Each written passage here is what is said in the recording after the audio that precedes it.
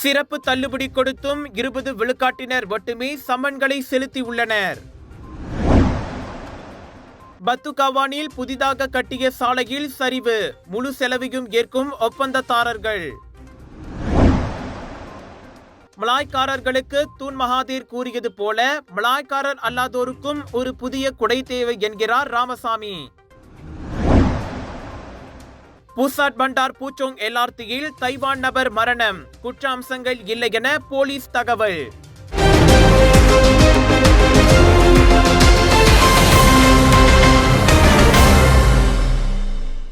கடந்த ஜனவரி தொடங்கி நேற்று வரை வழங்கப்பட்ட சிறப்பு தள்ளுபடி விலையில் பிளேட் ரேட் மொத்தம் 3,74,024 சம்மன்கள் செலுத்தப்பட்டு 56 மில்லியன் ரிங்கேட் வசூலை பதிவு செய்துள்ளன. இது மொத்த சம்மன்களின் எண்ணிக்கையுடன் ஒப்பிடும்போது 20% சம்மன்கள் மட்டுமே செலுத்தப்பட்டுள்ளதாகவும் வசூல் குறைவாக இருப்பதாகவும் சாலை போக்குவரத்து துறையின் மூத்த இயக்குனர் முகமது கிஃப்லி மஹாசான் தெரிவித்துள்ளார். பொதுமக்கள் இத்தகைய வாய்ப்புகளை பயன்படுத்தி சலுகை காலம் முடிவதற்குள் தங்கள் சம்மன்களை செலுத்த வேண்டும் என்று அறிவுறுத்தப்படுகின்றார்கள் என்று அவர் மேலும் கூறியுள்ளார். சலுகை காலம் முடிந்ததும் சம்மன் விகிதம் அசல் நிலைக்கு திரும்பும் என்பதையும் பொதுமக்கள் கருத்தில் கொள்ள வேண்டும் எனவும் கேட்டுக் கொள்ளப்படுகின்றார்கள்.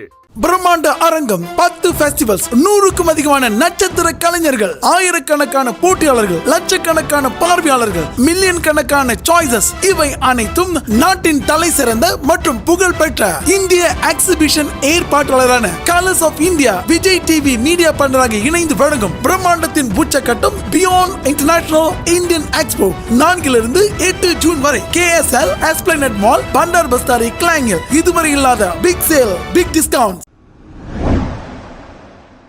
மலாய்க்காரர்களின் அதிகாரத்தை மீட்டெடுப்போம் என புதிய அமைப்புடன் தூன் மகாதீர் புறப்பட்டுள்ள நிலையில் இந்நாட்டில் தங்களின் உரிமைகளையும் நலன்களையும் பாதுகாக்க மலாய்க்காரர் அல்லாதோரும் ஒரு புதிய குடையின் கீழ் ஒன்றிணைய நேரம் வந்துள்ளது. நிலைத்தன்மையற்று காணப்படும் தேசிய அரசியல் நீரோட்டத்தின் சவால்களை எதிர்கொள்ள இது அவசியம் என உரிமை கட்சியின் தலைவர் பேராசிரியர் டாக்டர் பி ராமசாமி கூறியுள்ளார். அரசியல் பேதமின்றி அனைத்து மலாய்க்காரர்களையும் ஒன்றிணைக்க மலாய்க்காரர்களின் செயலகம் செக்ரட்டரியாட் ஒராங் மலாயு என்ற பெயரில் புதிய கூட்டமைப்பை மகாதீர் உருவாக்கி உள்ளது குறித்து கருத்துரைக்கையில் ராமசாமி அவ்வாறு பரிந்துரைத்தார். மகாதீரின் இம்முயற்சியை மடானி அரசாங்கத்துக்கு எதிராக ஒரு புதிய வலுவான அரசியல் பலத்தை உருவாக்கும் முயற்சியாகவே தாம் பார்ப்பதாக கூறிய ராமசாமி, எனினும் மலாய்க்காரர்கள் அவர் பின்னால் திரள்வார்களா என்பது தெரியவில்லை என்றார். இவ்வேளையில் மகாதீரின் முன்னெடுப்பு விமர்சனம் செய்யப்பட்டாலும் அதில் உள்ள கவலை முக்கியமானது. அதாவது கூட்டரசு அரசியலமைப்பு சட்டத்தில் அந்த பெரும்பான்மை இனத்திற்கு அத்தனை பாதுகாப்புகளும் உத்தரவாதங்களும் வழங்கப்பட்ட பின்பும் அவர்களின் உரிமை குறித்து அந்த பெருந்தலைவர் கவலைப்படுகிறார். அப்படியென்றால் சீன, இந்திய மற்றும் சபா சராபா பூர்வீக மக்கள் தங்களின் எதிர்காலம் குறித்து மலாய்க்காரர்களை விட அதிகம் கவலைப்பட வேண்டும் என ராமசாமி சுட்டிக்காட்டினார்.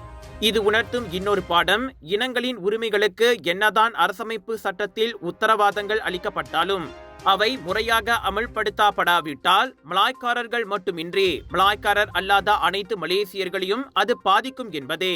எனவே மலாய்க்காரர்களுக்காக மகாதீர் கவலைப்பட்டு புதிய களமொன்றை அமைத்திருப்பது போன்று மலாய்க்காரர் அல்லாதோருக்கும் அவர்களின் உரிமைகளை பாதுகாக்க கட்சி பேதமின்றி ஒரு புதிய குடை தேவை என ராமசாமி இன்று வெளியிட்ட அறிக்கையில் கூறினார்.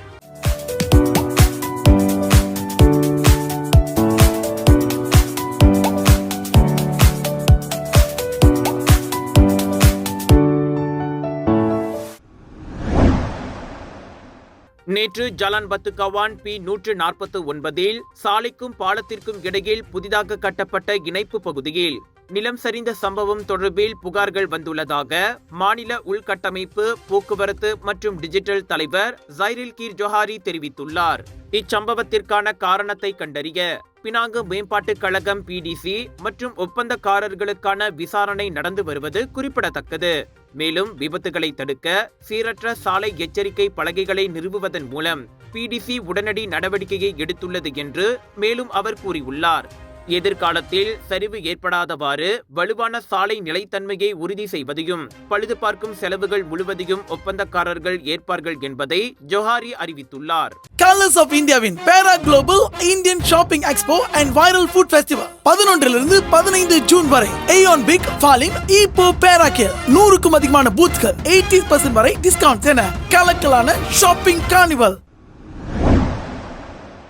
செவ்வாய்க்கிழமை பூசாட் பண்டார் பூச்சோங் எல்ஆர்டி நிலையத்தின் தண்டவாளத்தில் விழுந்து ரயிலில் அடிபட்டு இறந்த தைவான் நபரின் மரணத்தில் எந்த குற்றவியல் அம்சமும் இல்லை என ஸ்லாங்கூர் போலீஸ் தலைவர் உசேன் ஒமார் கான் தெரிவித்திருக்கிறார். அந்த சம்பவம் திடீர் மரணமாக வகைப்படுத்தப்பட்டுள்ளது. இந்த விவகாரத்தில் எந்த ஒரு குற்ற செயலுக்கான அறிகுறியும் இல்லை என்பதால் தொடக்கத்தில் இருந்தே இது திடீர் மரணமாக கருதப்படுகிறது என்று உசேன் கூறினார். சம்பந்தப்பட்ட தைவானிய ஆடவர் கீழே விழுந்துள்ளார் என்பதற்கான ஆதாரம் எங்களிடம் இருக்கிறது என இன்று ஸ்லாங்கூர் போலீஸ் தலைமையகத்தில் நடைபெற்ற செய்தியாளர் கூட்டத்தில் அவர் தெரிவித்தார். 60 வயதுடைய அவரது உடல் சவ பரிசோதனைக்காக சுல்தான் இட்ரிஷா மருத்துவமனையின் தடயவியல் துறைக்கு அனுப்பி வைக்கப்பட்டது. கடந்த பிப்ரவரி மாதம் தித்திவங்சா எல்ஆர்டி நிலையத்தில் பார்வையற்ற முதியவர் ஒருவர் தண்டவாளத்தில் விழுந்ததில் ரயிலினால் மோதப்பட்டு இருந்தார். இதனைத் தொடர்ந்து குறிப்பாக மாற்றுத்திறனாளிகளுக்கு பயணிகளின் பாதுகாப்பை மேம்படுத்துவதற்காக எல்ஆர்டி நிலையங்களில் பிளாட்ஃபார்ம் சென்சர்களை பொருத்தவிருப்பதாக பிரசாரணா மலேசியா பிர்ஹாட் தெரிவித்திருந்தது.